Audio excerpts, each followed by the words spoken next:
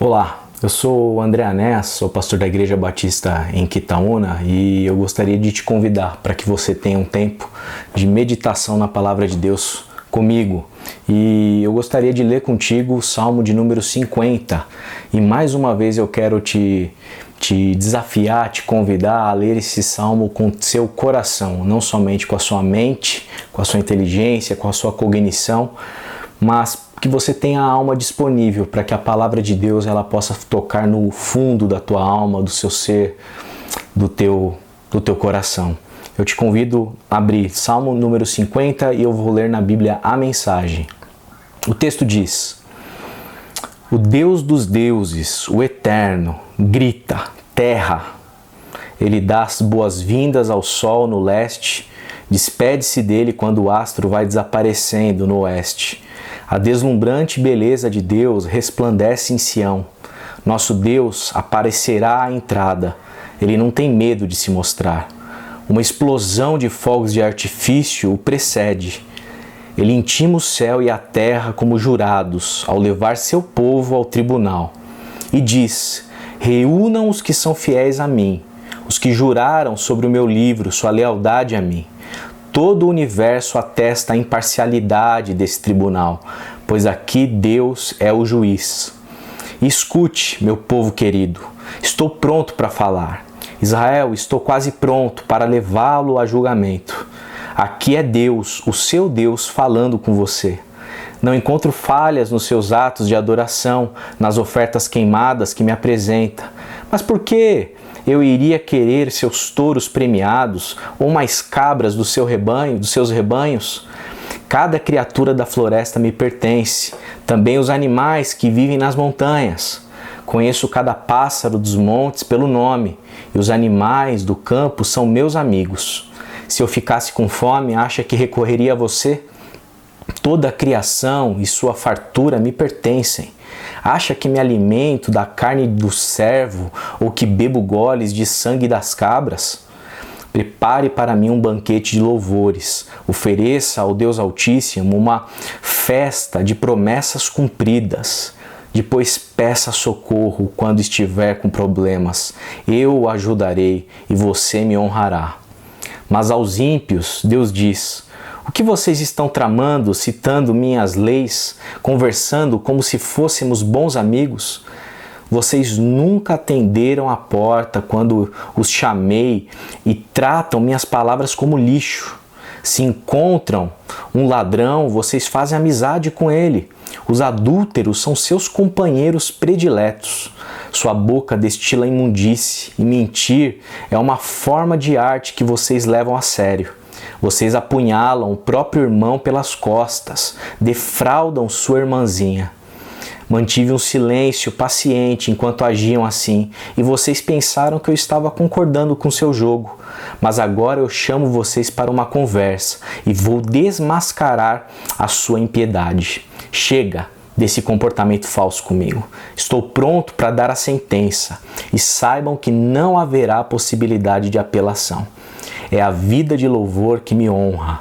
Então logo ponho os pés no caminho, mostrarei a vocês a minha salvação. Eu quero falar um pouco com vocês e meditar à luz deste salmo acerca da experiência do juízo. E quando nós olhamos para o nosso mundo, o mundo em que nós vivemos, este mundo inclusive contemporâneo, a gente percebe a presença do mal. E o mal, ele não é somente uma abstração, uma teoria. O mal, ele tem como grande habitação o coração do ser humano. Por isso, quando nós nos deparamos com a realidade humana, nós detectamos facilmente o mal, nós o percebemos, nós o sentimos. Nós somos, muitas vezes, vítima deste mal e muitas vezes somos autores também do mal. A mentira está presente no nosso tempo, a maldade está presente no nosso tempo, a desigualdade, tantos e tantos problemas, como a violência, problemas de ordem sociais, de ordem emocional, disfunções da nossa alma, certamente afetada pela maldade. E quando nós nos deparamos com o mal do nosso mundo, eu acredito que pelo menos existem 3 sentimentos que a gente manifesta. O primeiro deles é perplexidade. A gente fica perplexo, a gente fica assustado, a gente fica espasmos diante do tamanho da maldade que se manifesta na nossa sociedade, que muitas vezes se manifesta do nosso lado. A gente fica perplexo, inclusive, com a maldade que se manifesta a partir de nós, do nosso coração, certamente tocado por sentimentos equivocados, contrários àquilo que agrada ao Senhor. Um segundo sentimento diante da maldade do nosso mundo é o desejo por justiça. Nós somos impelidos também a querermos justiça, queremos que as coisas não fossem da forma como elas são. Quando o mal afeta o nosso senso de justiça, nós automaticamente queremos vingança, queremos a correção, queremos uma justiça feita e realizada plenamente para saciar a nossa sede por justiça no mundo de maldade, que por conta da maldade, certamente, a grande consequência é um mundo injusto. E um terceiro sentimento é o sentimento de incompetência. Diante da perplexidade, diante da vontade de fazer justiça, a gente se depara com quem nós somos e a gente se percebe completamente incompetentes para exercer tal justiça, principalmente porque nós estamos envolvidos nesse processo e muitas vezes nós também temos o nosso coração permeado de maldade, então nós somos completamente incompetentes. Por isso que o salmista, ele nos traz uma perspectiva muito importante para a nossa reflexão, a perspectiva de que Deus, ele vem e manifesta a justiça dele, por isso experiência do juízo. E quando o salmista relata aqui, em primeiro lugar é importante a gente saber quem são os réus.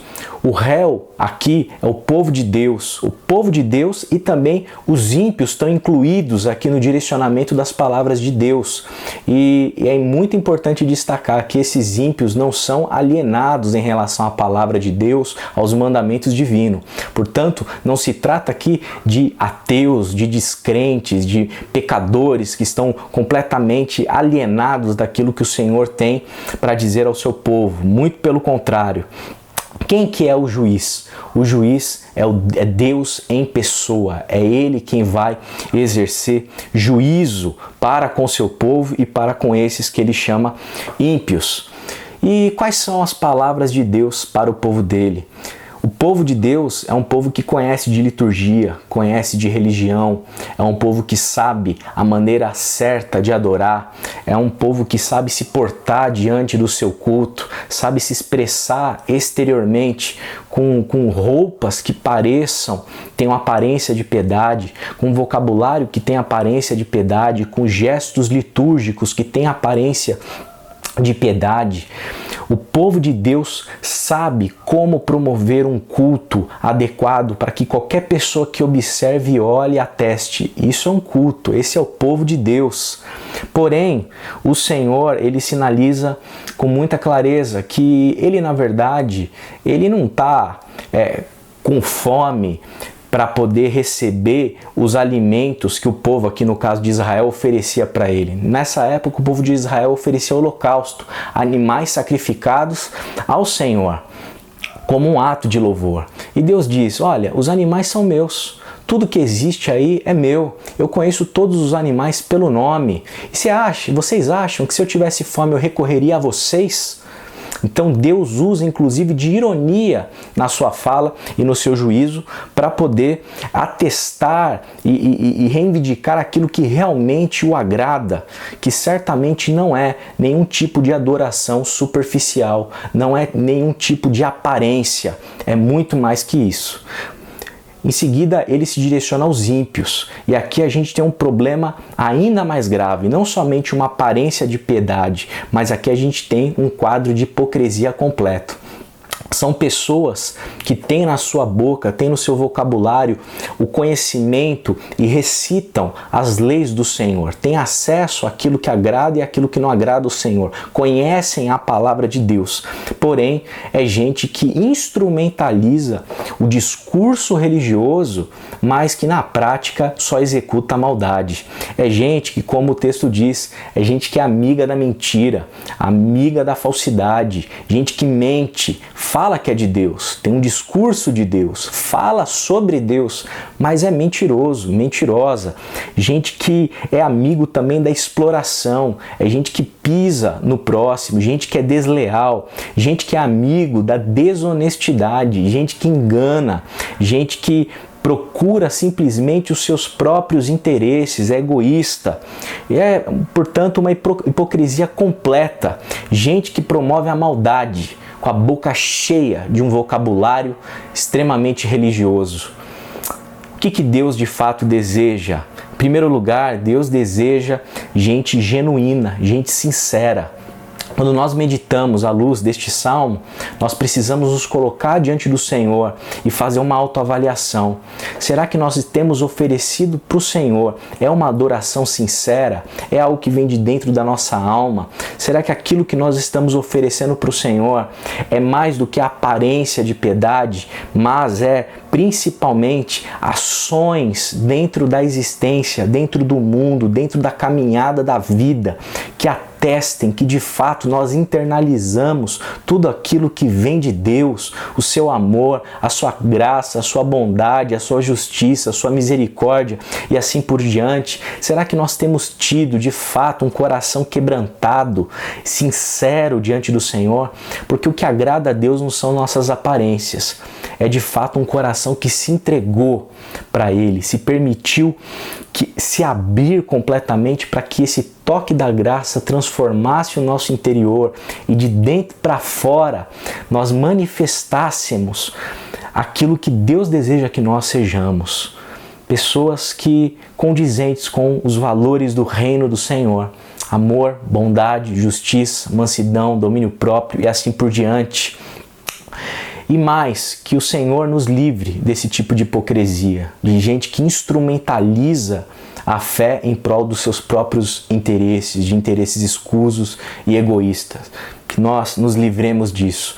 Mas tem uma boa notícia: o justo juiz, não há contradição no fato dele ser justo e dele ser amor. O amor e a justiça caminham juntos e é o justo juiz que manifesta benevolência, bondade, misericórdia, graça e perdão para todos aqueles que estão vivendo nesse caminho de maldade. Portanto, na experiência do juízo, esteja certo, você pode desfrutar da graça, da misericórdia do Senhor, desde que você se quebrante, se coloque diante dele, reconheça que você é falho, que há maldade dentro do teu coração e que você se dobre diante do justo juiz. Porque é somente quando nós não nos colocamos na cadeira do juiz, mas permitimos que o justo juiz, esse juiz que é amoroso, nos sonde o coração, é que nós podemos encontrar de fato esperança. Eu quero orar pela sua vida, orar pela minha vida. Pai, diante do Senhor, nos colocamos diante dos teus decretos, diante das tuas sentenças, da tua fala, Senhor, aqui neste salmo, pedindo que o Senhor nos livre de toda aparência de piedade, que o Senhor nos livre de toda a maldade. Livra-nos de tão grande pecado, Senhor, que é instrumentalizar a fé em prol dos nossos próprios interesses. Livra-nos de falarmos sobre o Senhor, mas de vivermos de maneira tão distante de Ti. Pedimos que a Tua graça, a Tua bondade, essa misericórdia do justo juiz seja sobre as nossas vidas, hoje e sempre. Amém, amém e amém. Deus abençoe a sua vida.